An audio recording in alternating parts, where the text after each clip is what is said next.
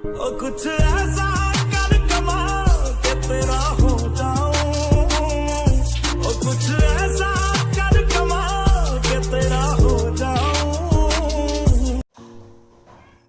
বন্ধুরা, আপনার প্রিয় স্ট্যাটাস ভিডিওটার মধ্যে লাইটিং এফেক্ট বা ফ্ল্যাশ লাইটের এফেক্ট আর নিয়ন কালারের যে লাভ চিহ্নের বা অন্য ধরনের যে কোনো লাইটিংয়ের এফেক্ট যুক্ত করার জন্য আপনার মোবাইলের সবার প্রথমে ইনশট প্রো অ্যাপসটাকে ডাউনলোড করে নিতে হবে। তো ইনশট প্রো অ্যাপসটা কোথা থেকে পাবেন?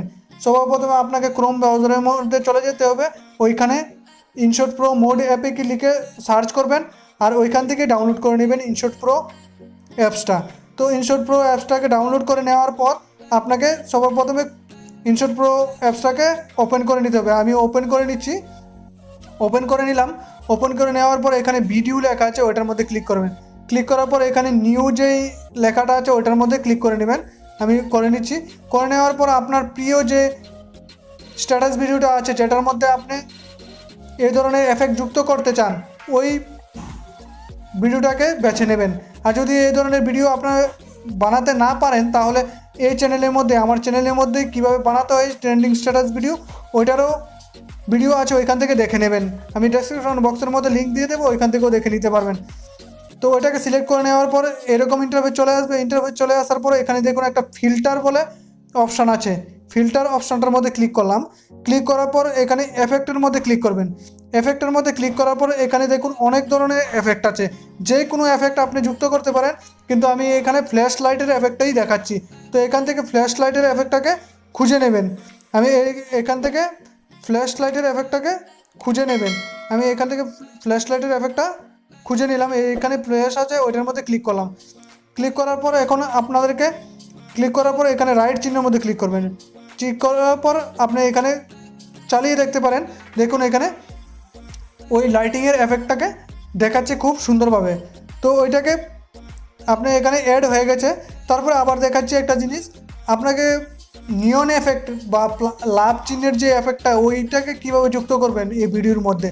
তো ওইটাকে যুক্ত করার জন্য আপনাকে কী করতে হবে, সবার প্রথমে স্টিকার যে লেখা আছে স্টিকারটার মধ্যে ক্লিক করবেন। ক্লিক করার পর এখানে যে সবচেয়ে প্রথম যে অপশানটা আছে ওইটার মধ্যে ক্লিক করবেন। ক্লিক করার পর এই ধরনের ইন্টারফেস চলে আসবে।